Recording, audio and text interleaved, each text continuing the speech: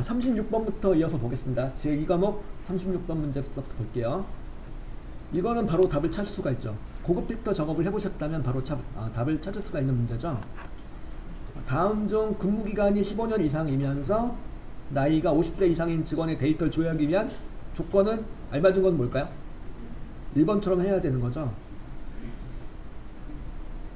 조건이 같은 행에 나란하게 입력되면은 뭐뭐이면서 조건이 되는 거죠. 근무기간이 15년 이상이면서 나이가 50세 이상이 되는 거예요. 그죠? 2번 보면은 2번은 무슨 의미예요? 2번? 근무기간이 15년 이상이거나 나이가 50세 이상이다. 뭐뭐이거나 조건이 되는 거죠. 두 개 조건이 다른 행에 입력되면은 그 다음에 3번 4번은 말도 안 되고 이거 엉터리 내용이죠. 3번 4번은 아웃. 그래서 답은 몇 번? 1번이 되는 거죠. 36번 답은 1번. 그 다음에 37번을 볼게요. 37번. 다음 중 부분합에 대한 설명으로 옳지 않은 것은? 자, 부분합에 대한 설명인데 여기 이제 보기 보면서 얘기해 볼게요. 1번 보니까 뭐라고 되어 있죠? 부분합을 실행하면 각 부분합에 대한 정보행을 표시하거나 숨길 수 있도록 목록에 개요가 표시가 되죠. 왼쪽에 보이는 내용은 개요였죠. 개요가 표시가 돼요. 그리고 2번 부분합은 한 번에 한 개 함수만 계산할 수 있으므로 두 개 이상의 함수를 이용하려면 함수의 개수만큼 부분합을 중첩해서 삽입해야 된다. 우리 지금 이렇게 하고 있죠. 지금 자, 여기 보기에 나온 내용대로 한 번 할 때마다 한 개 함수만 사용할 수가 있기 때문에 만약 두 개 함수가 주어졌다면 부분합을 몇 번 해야 돼요? 2번 해야 된다는 얘기죠. 2번도 맞는 내용이고 3번은 새로운 값으로 대체를 선택하면은 이전의 부분합의 결과는 제거되고 새로운 부분합의 결과로 변경되는 거죠. 그죠? 그러니까 이전 부분합 결과는 제거가 되고 새롭게 구하는 부분합의 내용으로 이제 대치가 된다는 거죠. 3번도 맞는 내용이고 4번은요. 그룹할 항목으로 선택된 필드는 자동으로 오름차순 정렬할 부분을 계산돼요? 아니죠. 사용자가 직접 정렬해 줘야 돼요. 부분합을 해주기 전에 미리 알맞게 정렬을 오름차순 또는 내림차순으로 정렬을 하고 부분합을 들어가셔야지 올바로 된 제대로 된 부분합 결과를 얻을 수가 있는 거죠. 그래서 37번 답은 몇 번? 4번이 되는 거죠. 그 다음에 38번 문제 보면은 다음 중 학점을 이용하여 3부터 27 영역의 학점별 학생수만큼 크로바 기호를 표시하고자 할 때 이 3셀에 입력해야 될 수식으로 옳은 것은? 자, 보니까 리피트 함수하고 카운트 if 함수가 사용이 되고 있는 내용이죠. 이것도 복잡해 보이지만 찬찬히 뜯어보면 답을 찾을 수가 있어요. 자, 리피트 함수는 뭐하는 함수였죠? 리피트는 반복해주는 거죠. 앞에다 이제 지정한 문자를 크로바를 지정했다. 크로바를 지정해 주셨다면 뒤에 나오는 콤마다면 나오는 숫자만큼 이 크로바 문자를 반복해주는 그 함수였죠. 그래서 일단은 보니까 2번 4번은 틀렸네요. 리피트 함수의 인수로 첫 번째 이제 이게 크로바 문자가 지정이 돼야 돼요. 첫 번째로. 그죠? 2번 4번은 일단 아웃. 그럼 1번과 3번 둘 중에 하나인데 답은 3번이죠. 왜 3번이요? 1번 카운트 if 함수가 순서가 틀렸죠. 자, 카운트 if 함수는 뭐하는 함수였어요? 이렇게 범위를 지정해요. 범위를 지정해서 여기서 B3부터 B7까지다, B10까지다. 이 중에서 무엇인 거죠? A와 여기 이제 D 3셀에 있는 내용과 같은 거. 그러니까 학점 전체 중에서 무엇인 거? A인 거라는 조건이 되는 거죠. 그래서 그것에 개수를 세워주는 거예요. 그 개수를 세워가지고 그 개수만큼 무엇을? 크로바 문자를 반복하여 준다. 이런 얘기가 되는 거니까 1번도 틀렸죠. 1번 카운트 if 함수가 두 개의 그 인수가 순서가 바뀌어야 되죠. 바뀌어야지 되는 거죠. 그래서 답은 3번이 되는 거죠.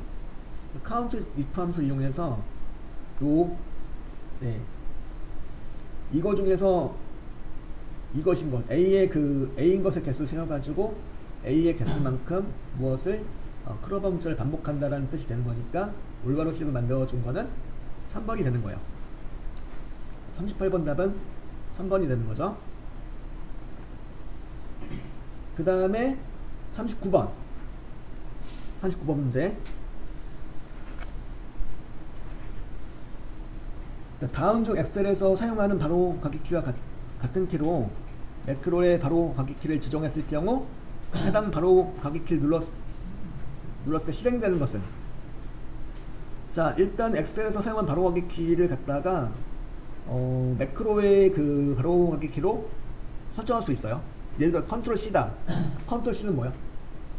복사하기죠. 복사하기 단축키인데 내가 컨트롤 C를 갖다가 내가 기록할 매크로에 바로 가기 키로 삼을 수 있다는 얘기예요.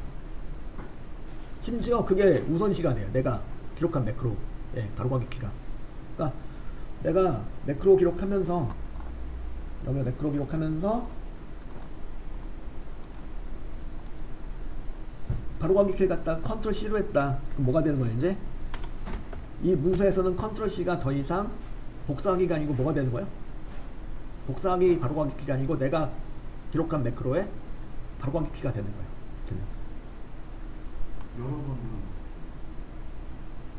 여러 번 눌러주면 여러 번 실행되는 거죠. 매크로가 그만큼 실행되는 거예요. 그러니까 요 문서에서만큼은 더 이상 복사하기 단축키가 아니라는 얘기죠. 문서는.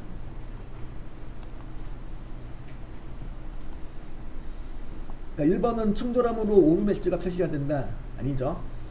그리고 2번 매크로의 바로 가기 키가 동작하는 거죠. 이게 이제 엑셀의 바로 가기 키보다도 매크로의 바로 가기 키가 동작이 된다는 거고요. 그죠? 답은 몇 번이 되는 거냐면 2번이 되는 거죠. 매크로의 바로 가기 키가 동작한다가 되는 거예요. 답이. 그죠? 그러니까 정리해보면은 기본적인 엑셀의 바로 가기 키 컨트롤 C라든가 그런 걸 이렇게 매크로의 바로 가기 키로 설정할 수 있는데, 그렇게 하면 이제 심지어는 그 키가 엑셀의 본래의 그 바로 가기 키가 아닌 내가 기록한 매크로의 바로 가기 키로 사용이 된다는 거, 우선시가 된다는 거. 그래서 39번 답은 2번이었고요. 40번 문제 좀 생각을 해보셔야 되겠는데, 정답은 요거는 몇 번이냐면 3번이에요. 3번이에요. 자, 요거는 한번 직접 한번 엑셀을 열어서 한번 입력해서 해볼게요. 제가 새 통합문서를 열어서 여기다 이제 요거는 여러분들 교재 124쪽에 나오는 40번 문제가 되겠는데, 40번 문제에 있는 내용을 일부만 한번 입력해보죠. B5셀에다가 1.5% 입력하고, B6셀에다가 2.3% 입력하고, 3.0% 입력하고, 5.0%, 그리고 여기 C4셀에다가는 얼마요? 500만이죠. 500만 찍어놓고, D4셀에다가는 1000만 찍어놓고,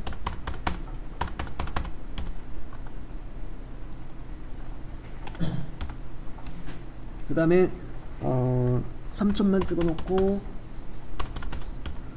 옆에다 5억이죠. 5억 찍어놓고 5억. 그래서 이게 뭘 구해보자는 거냐면, 제가 테두리 일단 간략하게 그릴게요. 예. 일단 여기 금액이 이렇게 나오는 금액에다가 수익률을 곱해가지고 수익금을 구해주는 거예요. 일단 여기다 민 찍어주고 500만 곱하기 1.50% 해가지고 제가 C4 곱하기 BO 해가지고 엔터 치면은 75,000이 나온다 이거죠. 75,000이 바로 뭐냐면 수익금이에요. 500만원일 때, 그리고 수익률이 1.5%일 때 수익금은 75,000이 나온다는 얘기죠. 이렇게 만들어 놓고 얘를 갖다가 자동 채우기로 물론 지금 채우면 이렇게 에러가 나올 거예요.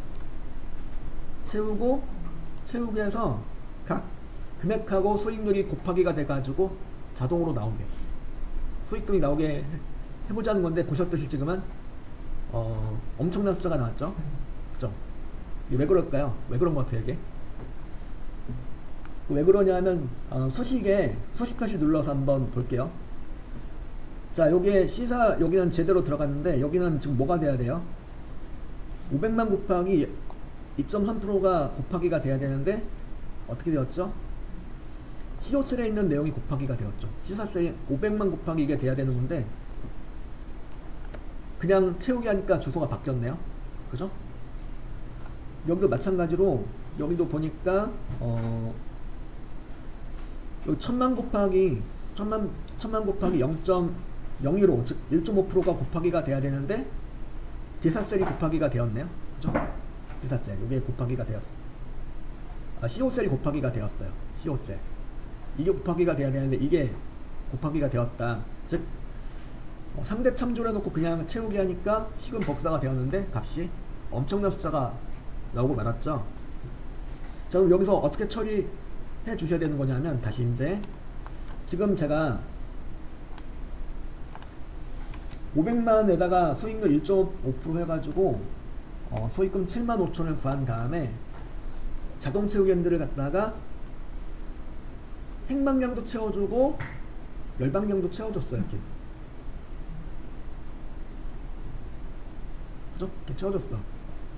이런 경우 이제 두 개 방량, 그러니까 한쪽 방량으로만 채워준다면은 그때는 이제 상대 참조와 절대 참조만 사용하면 되는 건데, 지금은 두 개 방량 다 끌어놨어요. 이렇게. 행방량도 끌고 열방량도 끌고 해서 다 두 개 방량을 모두 끌어놨어. 이런 경우에 뭐가 필요하냐면 바로, 자, 참조 종류가 뭐가 있었죠? 상대 참조가 있었죠. 그리고 뭐가 있었죠? 절대 참조가 있었죠. 그 다음에 뭐가 필요하냐면 바로 이런 경우 혼합 참조란 게 필요해요. 혼합 참조. 결론부터 말씀드리면은 여기가 어떻게 돼야 되냐면, 자, 제가 다시 만들어보죠. 는 찍고 500만 C4셀 찍었죠. 이거는 F4키를 두 번 눌러서 행 고정을 시켜줘야 돼요. 얘는 그 곱하기, 그리고 비오셀은 F4키를 3번 눌러서 이 친구는 열 고정을 시켜줘야 돼요. 달러 기호의 의미는 뭐라고 그랬죠? 고정한다, 그런 뜻이 있어요. 그래서 여기 각각 C4셀은 사행만 고정하고 비오셀은 비열만 고정해요. 이렇게 하고 엔터 치고 그 다음에 자동 채우기로 채워보면은 값이 나오죠. 이렇게. 아까와는 다르게 아까는 엄청난 숫자가 나왔었는데 지금은 이제 제대로 된 값이 계산돼서 나오게 되는 거죠. 혼합 참조를 사용하신 경우는 지금처럼 이렇게 자동 채우기들을 행방량, 열방량 모두 사용해서 채워야 될 때 혼합 참조 사용 할 수가 있어요. 자, 여기서는 자 봅시다. 이제 수식에 수식 표시 눌러서 수식을 전부 다 비교를 해보죠. 일단 여기 C4 곱하기 C5 해가지고 500만 곱하기 1.5%에서 수익금을 구했어요. 그럼 옆으로 복사된 식을 보세요. 보니까 일단은 여기 비오셀이 고정이 되었죠. 즉 오른쪽으로 채우기 했을 때 B열이 C열로 바뀌면 안 되니까 B열을 고정해 놨어요. 반대로 이제 밑으로 채우기 했을 때 비오셀이 비오셀로 바뀌어야지, 그죠? 1.5가 2.35, 즉 수익률을 갖다가 바꿔가지고 이렇게 곱해줄 수가 있는 거니까, 그죠? 그런 이유로 이제 C4셀은 옆으로 채웠을 때, 밑으로 채웠을 때 사행은 고정이 돼야 되죠. 이렇게 500만이 고정이 돼야 돼요. 밑으로 채우기 했을 때 사행은 고정이 돼야 되는 거고, 반대로 옆으로 채우기 했을 때 이제 C열이 D열로 바뀌어야 되는 거죠. 그래야지 얘가 500만이 1000만으로 바뀌게 되는 거죠. 그죠? 1000만 맞죠? 네. 이런 식으로 이제 그 C4셀은 행 고정이 돼야 되는 거고, 비오셀은 여기선 열 고정이 돼야 되는 거죠. 그래서 이제 보통 여기 위쪽에 있는 레이블을 참조할 때는 이 친구는 행고정이 돼요. 이거는 행고정이고, 왼쪽에 있는 레이블을 참조할 때는 이거는 열고정이 돼요. 그래서 이제 C사셀은 행고정이 돼야 되는 거고, B호셀은 열고정이 돼야 된다는 얘기죠. 요런 이유고, 요 지금 이제 수십 표시 눌러서 식을 보시면은 이제 식이 이제 그 참조된 식에 변화되는 내용을 보면은 알 수가 있을 거예요. 그냥 하시는 게 아니고 이렇게 혼합 참조의 개념을 활용해서 이제 행고정 또는 열고정 해가지고, 이거 다 혼합 참조죠. 혼합 참조라는 거는 이렇게 달러 기호가 한 번만 나오는 거예요. 행번호 앞에 나오든지 열번호 앞에 나오든지 하나만 나와요. 그 두 개가 다 나오면 절대 참조, 아예 없으면 그건 상대 참조가 되는 거죠.